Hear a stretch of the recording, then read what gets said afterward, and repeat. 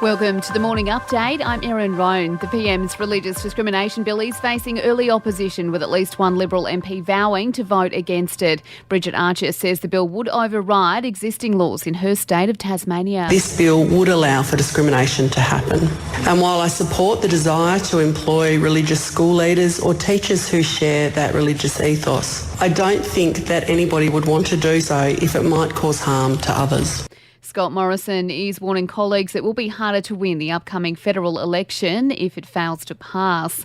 All eyes will be on Canberra today, with former Liberal staffer Brittany Higgins and former Australian of the Year Grace Tame to address the National Press Club. It comes as the federal government prepares to introduce legislation to improve the safety of parliamentary workplaces. The Jenkins inquiry found 1 in 3 parliamentary staff had experienced sexual harassment, making 28 recommendations.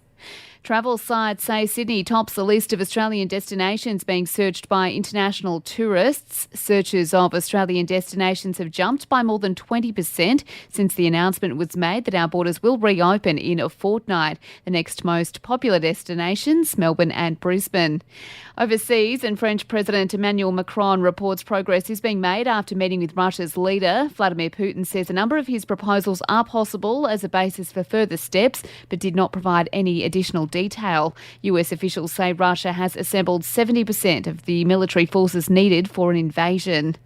Taking a look at sport, the Aussie women have taken the final one-dayer in Melbourne, beating England by 8 wickets to wrap up the Ashes series. Annabelle Sutherland named player of the match there, taking 4 for 31, a career best.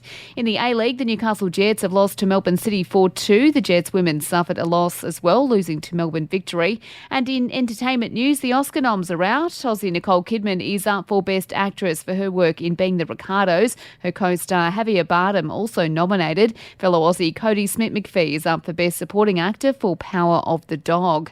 And that's the latest from the Nova Podcasts team. We'll see you this afternoon for another episode of The Update.